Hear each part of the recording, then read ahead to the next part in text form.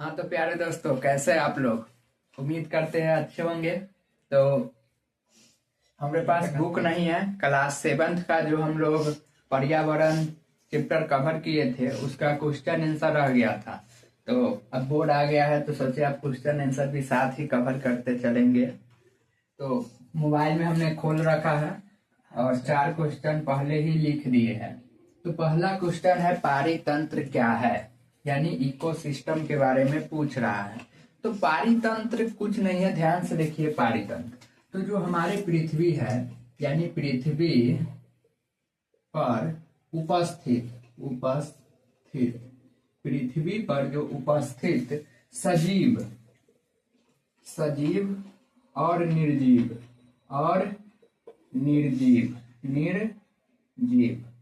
यानी लिविंग और non living thing, यही दो थे। तो पृथ्वी पर उपस्थित सजीव और निर्जीव के आपसी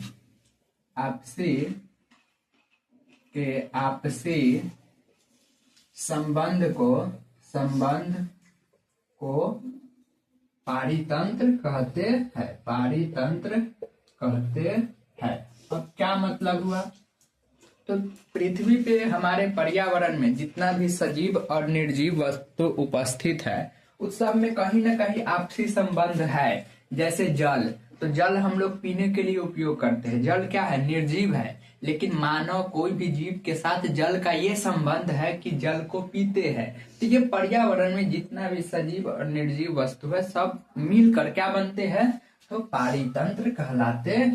क्या कहलाते हैं, पारितंत्र कहलाते हैं। दूसरा क्वेश्चन है प्राकृतिक पर्यावरण से आप क्या समझते हैं।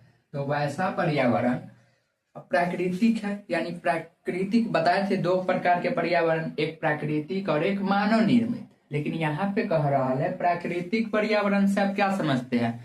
तो प्राकृतिक में क्या आता है, तो जल आता है, पहाड़ आता है, पठार आता है, मैदान आता है। तो जो पेड़ पौधा हो गया, जीव जंतु हो गए, ये सब प्राकृतिक में पहले से उपस्थित है, ये सब प्राकृतिक पर्यावरण है।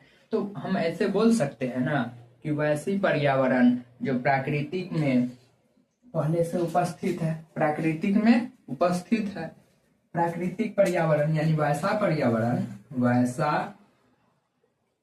पर्यावरण जो प्राकृतिक में अतीत काल से उपस्थित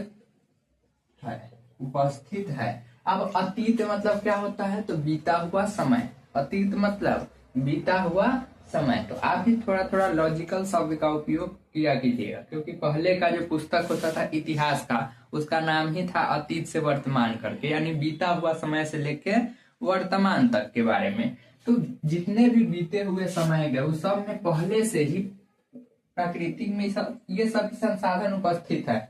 जीव जंतु हो गए, पेड़ पौधा हो गए, पानी हो गए, पहाड़ हो गए, पठार हो गए, मैदान हो गए, ये सब प्राकृतिक में अतीत काल से उपस्थित है।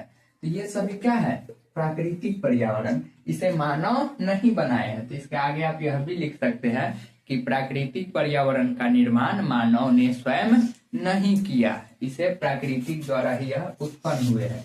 उसके बाद है पर्यावरण के प्रमुख घटक कौन कौन से है। पर्यावरण के प्रमुख घटक कौन कौन से है, हम लोगों ने इसकी भी चर्चा किए थे कि जितना भी चीज है वो सभी क्या है, पर्यावरण के घटक है। इस वातावरण में जितना भी चीज उपस्थित है वो सभी क्या है, पर्यावरण के घटक है।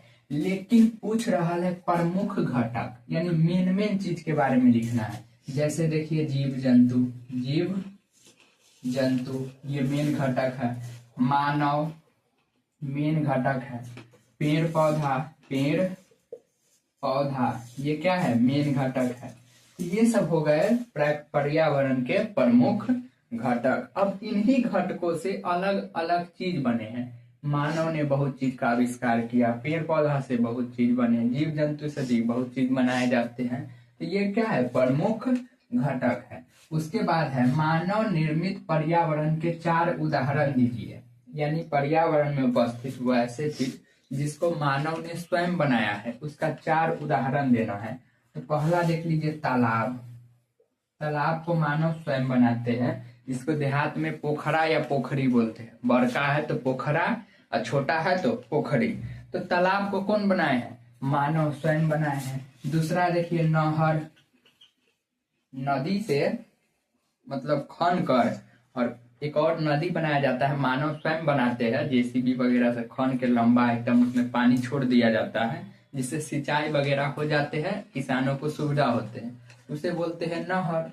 तो नहर भी जो है मानव स्वयं बनाते हैं, यह नदी की तरह ही होते हैं। तो नहर भी क्या है? मानव निर्मित पर्यावरण। तालाब मानव निर्मित पर्यावरण। और देखिए, green house. Green house, green house. अब ये ग्रीन हाउस क्या है, इसकी चर्चा हम लोग आगे के एक किसी चैप्टर में होगा, वहां पे अच्छा से बताएंगे। अभी फिलहाल ध्यान रखिएगा, कृषि करने के लिए ग्रीन हाउस का उपयोग किया जाता है।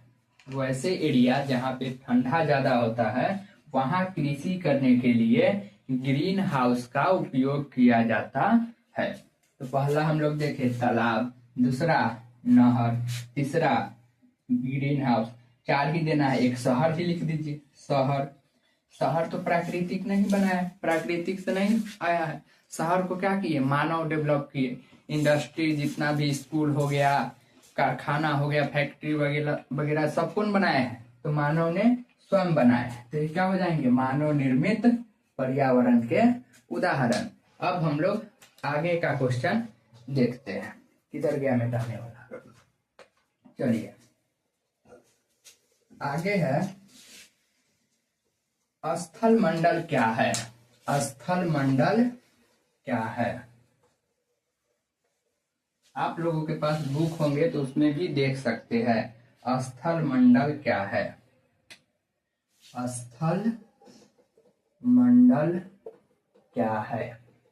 अब देखिए, मंडल मतलब होता है समूह। मंडल मतलब क्या होता है? समूह। इसकी चर्चा तो हम लोग कर चुके हैं। और स्थल मतलब होता है जमीन। स्थल मतलब क्या होता है? जमीन। तो इसका आंसर हम लोग सीधा नहीं लिख सकते हैं, यह क्वेश्चन है, कैमा है। स्थल मंडल च, यानी अंग भी है नहीं, 5वां नंबर क्वेश्चन है च। तो स्थल मंडल लिख सकते हैं स्थलों का, यानी जमीनों का, स्थलों का विशाल समूह। विशाल समूह यानी बड़ा समूह। स्थलों का बड़ा समूह। हम लोग क्या है? स्थल पे ही है ना। तो स्थलों का विशाल समूह को क्या कहते हैं? तो कहिएगा स्थल मंडल कहते हैं। स्थलों के विशाल समूह को क्या कहते हैं? तो स्थल मंडल कहते हैं। स्थलों के विशाल समूह को क्या कहते हैं? तो स्थल मंडल कहते हैं। अब अगला क्वेश्चन देखते हैं। अगला है, जीवीय पर्यावरण के 2 प्रमुख घटक क्या है? जीवीय पर्यावरण के, जीवीय पर्यावरण के, जीवीय पर्यावरण के 2 प्रमुख घटक क्या है? इसके बाद एक क्वेश्चन है, उसके बाद सही गलत और फिर मिलान और उसके बाद खत्म। तो जीवीय पर्यावरण के 2 प्रमुख घटक पूछ रहे हैं, यानी पर्यावरण के 2 ऐसे घटक का नाम बताना है जो जीवित है, जिसमें प्राण हो। जैसे जीव जंतु। जीव जंतु, जीव जंतु में क्या है? प्राण है, ये पर्यावरण में जीवित घटक है। और क्या है? पेड़ पौधा। पेड़ पौधा ये भी क्या है? इसमें भी प्राण है, ये जीवित है पर्यावरण में। और कितना घटक पूछा है? 2 ही ना पूछा है, 2 लिख दिए, जीव जंतु और पेड़ पौधा। और पूछता तो क्या लिख देते? सूक्ष्म जीव। सूक्ष्म जीव, इसमें भी प्राण होते हैं। तो ये हम लोगों ने आगे ज्यादा लिख दिया। सूक्ष्म जीव में भी क्या होते हैं? प्राण होते हैं, ये जीवित घटक है। और सीधा घटक पूछता तो मैं और कुछ लिख देते, जितना भी मरल चीज सब है, एकदम कोयला, पेट्रोल, सबका समूह पेट्रोलियम, ये सभी लिख सकते थे। और ग्रीन हाउस, ये सब की चर्चा किए थे कि नहीं? नहर, नदी, तालाब, इस सब को भी लिख सकते थे। लेकिन यहाँ पे जीवीय पूछ रहा है, यानी जीवित पर्यावरण। इसलिए हम लोगों ने जीव जंतु पेड़ पौधा को लिखा है। उसके बाद क्या कर दिए, सूक्ष्म जीव। अब लास्ट क्वेश्चन है, जैव मंडल क्या है?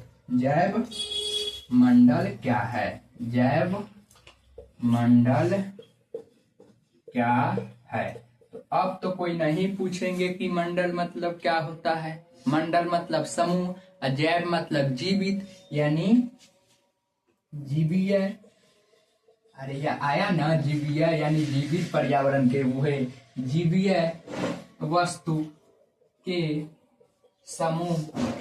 अब मंडल तो मतलब समूह होता है, जीवीय मतलब जीवित, जीवित प्राणी के समूह भी लिख सकते हैं। जीवीय प्राणी, जीवीय प्राणियों, जीवीय प्राणियों यानी जीवित प्राणियों के समूह। जैव मतलब जीवित, मंडल मतलब समूह यानी जीवीय प्राणियों के समूह को जैव मंडल कहते हैं। जीवीय प्राणियों के समूह को जैव मंडल कहते हैं। उम्मीद है समझ में आ रहे होंगे। जैव मतलब जीवित, मंडल मतलब समूह, तो इसे भी दिमाग लगा सकते हैं। जीवीय, यहाँ पर भी वही था, जीवित जिंदा वाला, तो जीवीय प्राणियों के समूह को जैव मंडल कहते हैं। जैसे जीव जंतु, पेड़ पौधा, सूक्ष्म जीव, ये सब क्या है, जैव मंडल का उदाहरण है। चलिए यहाँ तक में कोई दिक्कत? अब है सही गलत। अब है सही गलत। सही गलत में क्वेश्चन है, उसके बाद 3 ऑप्शन है। 3 ऑप्शन है, तो हम लोग क्वेश्चन लिखते हैं जल्दी से, और उसके बाद जो ऑप्शन सही रहेंगे उसको नीचे लिख देंगे आंसर में। जैसे सही गलत का पहला क्वेश्चन है, इनमें से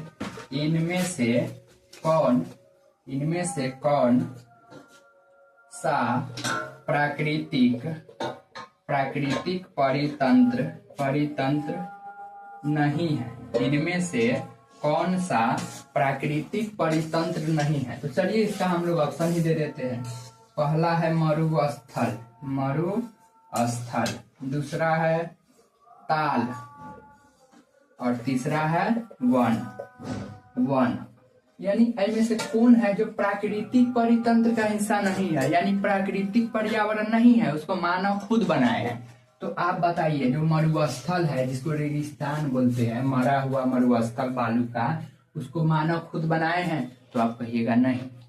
क्या पेड़ पौधा को, वन को मानव बनाए हैं? तो आप कहिएगा नहीं। तो सही कौन हो जाएंगे? ताल। क्या सही होंगे? ताल। अब उसके बाद दूसरा नंबर क्वेश्चन कहता है, इनमें से कौन सा मानवीय पर्यावरण का घटक नहीं है? इनमें से कौन सा मानवीय पर्यावरण का घटक नहीं है? मानवीय पर्यावरण का घटक नहीं है, यानी मानव उसको नहीं बनाया होगा। देखिए यहाँ पे क्या था, इनमें से कौन सा प्राकृतिक परितंत्र नहीं है, तो जो मानव बनाया था वो लिखे। अब कह रहा है मानवीय पर्यावरण का घटक नहीं है, यानी मानव नहीं बनाया है, तो कौन बनाए होंगे? तो प्राकृतिक खुद बनाए होंगे। चलिए ऑप्शन देखते हैं। पहला है स्थल, दूसरा है धर्म, और तीसरा है समुदाय। अब बताइए, धर्म को मानव स्वयं बनाए हैं, तो ये नहीं होगा। समुदाय भी मानव स्वयं निर्मित किए हैं, तो यह भी नहीं होगा, क्योंकि मानव क्या पूछ रहा है, मानव पर्यावरण नहीं है, ये दोनों है, मानव खुद बनाए हैं। लेकिन स्थल को मानव स्वयं नहीं बनाए हैं, जमीन को मानव स्वयं नहीं बनाए हैं, तो मानव पर्यावरण का घटक स्थल नहीं होंगे। तो सही हो जाएगा पहला नंबर ऑप्शन। उसके बाद है, इनमें से कौन सा मानव निर्मित पर्यावरण है? हम आपको ऑप्शन देते हैं, ठीक है, आप लोगों को बताना है। पहाड़, समुद्र और सड़क। पहाड़, समुद्र और सड़क, इनमें से कौन सा मानव निर्मित नहीं है? यानी इनमें से ऐसा कौन चीज है जिसको मानव खुद क्या बोल रहा है, इनमें से कौन सा मानव निर्मित पर्यावरण है, यानी इनमें से ऐसा कौन चीज है जिसको मानव निर्मित किया है, मानव बनाया है। तो बताइए, पहाड़ मानव बनाया है तो आप कहिएगा नहीं, समुद्र मानव बनाया है तो आप कहिएगा नहीं, लेकिन सड़क मानव बनाया है। तो तीसरा नंबर ऑप्शन सही हो जाएगा, मानव निर्मित पर्यावरण में सड़क आएंगे। अब अगला क्वेश्चन सुनिए, इनमें से कौन सा पर्यावरण के लिए खतरा है, डेंजर ऑफ इन्वायरमेंट। देखिए अब अगला क्वेश्चन, हम ऑप्शन देते हैं, खतरा आपको बताना है, ठीक। पहला है पादप वृद्धि, दूसरा है जनसंख्या वृद्धि, और तीसरा है फसल वृद्धि। पहला है पादप वृद्धि, पादप मतलब होता है पेड़ पौधा, पादप मतलब पेड़ पौधा, वन मतलब भी पेड़ पौधा, जंगल में भी पेड़ पौधा, वनस्पति मतलब भी पेड़ पौधा। तो पादप हिंदी शब्द है, पेड़ पौधा उर्दू शब्द है। तो पादप वृद्धि यानी पेड़ पौधा बढ़ेगा, ये पर्यावरण के लिए खतरा है। खतरे ना पूछ रहा है, कौन खतरा है, ये तो खतरा नहीं है, पेड़ पौधा सही बात है, रहना चाहिए पर्यावरण में। जनसंख्या, इस पे डाउट है। और अगला है फसल वृद्धि, अनाज गेहूं चावल ज्यादा बढ़ेगा तो ये तो अच्छा बात है, लेकिन जनसंख्या अच्छा बात है, जनसंख्या अच्छा बात नहीं है। तो यह 2 नंबर आंसर सही होगा, ये पर्यावरण के लिए खतरा है। और खतरा भी तब हो जाता है जब किसी काम का नहीं रहता है। आप ही के गांव में, आप ही के समाज में ऐसे बहुत बच्चे होंगे जो जिनका उम्र 20 से ज्यादा होगा, 25 होगा, 30 होगा, और देखिएगा रात को बौआता होगा, मतलब घूमता होगा, चिल्लाता होगा, मारपीट करता होगा, कोई मतलब नहीं है, वो केवल काम आता है तो जनसंख्या में, जनगणना के काम में आएगा, और ब्याह में बाराती जाने में काम आएगा, और खुद का ब्याह होगा, भोज होगा, इसी समय काम आता है, बाकी किसी काम में नहीं आता है। और भारत का जनसंख्या दुनिया में सबसे ज्यादा हो गया है, और जनसंख्या ज्यादा है ये गलत नहीं है, लेकिन बेगर काम के जनसंख्या है ये गलत है। अगर वही शहर जाते, दूसरे देश में जाते, काम करते, पैसा कमाते तो देश का विकास होता। लेकिन हम भारतवासी इसलिए बैठे हुए हैं कि देश विकास करेगा तो हम लोग का विकास होगा, मतलब उस सबको लगता है कि देश चलेगा तभी हम चलेंगे, देश में चक्का लगल है कि देश घुड़केगा तो वो सब भी चलेगा, उस पर कार है देश।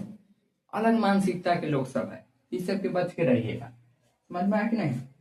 तो जनसंख्या वृद्धि बहुत खतरनाक चीज होता है तब जब ये किसी काम का न रहता है। अब किसी के घर में मान लीजिए 50 आदमी है, 5 आदमी ऐसी मानिए, एक आदमी काम करता है और 4 आदमी बैठ के खाता है, कैसा लगेगा काम करने वाले को भी कि हम कमाते हैं, 4 को बैठ के खा रहे हैं, वो भी 4 कमाता है, तो घर का भी विकास होता है।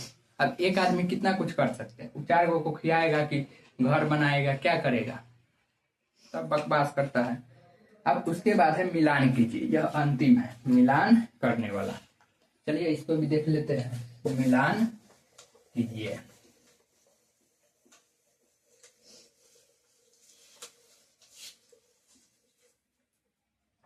अब है मिलान करने वाला, हम देते इधर, पहला है जैव मंडल, दूसरा है इधर वायुमंडल, और तीसरा है इधर जलमंडल, और चौथा है इधर पर्यावरण, और इस तरफ है पहला पृथ्वी को घेरने वाले वायु की चादर,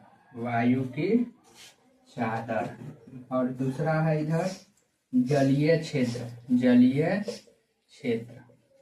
और तीसरा है पृथ्वी का गुरुत्वाकर्षण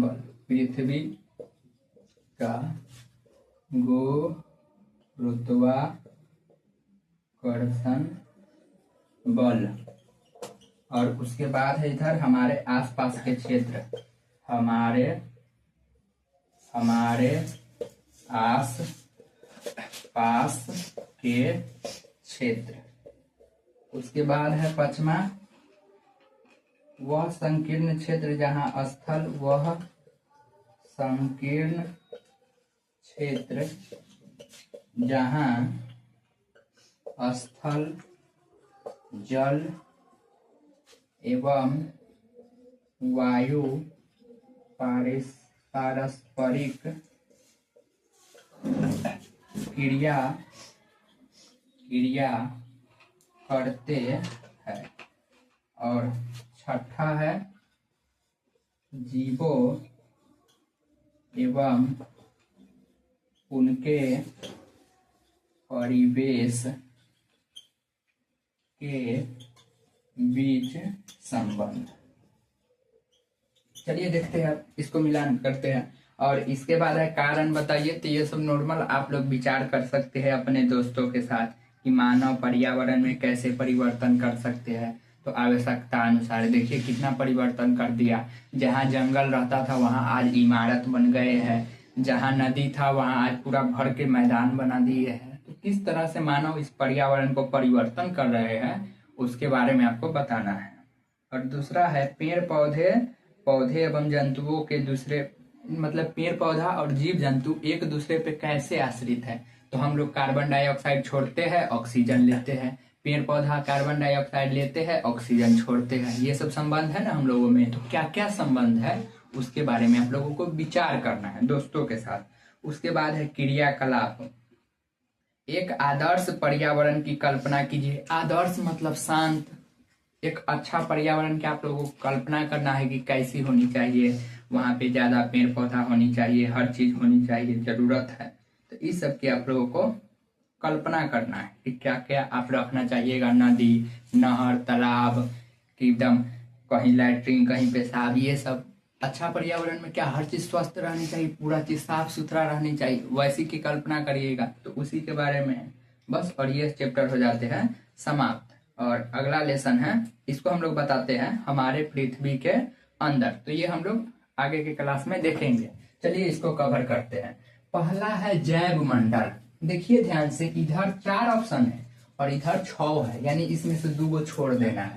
और दूसरा है वायुमंडल। तो जैव मंडल क्या होता है? जीवों का समूह, यही ना होते हैं।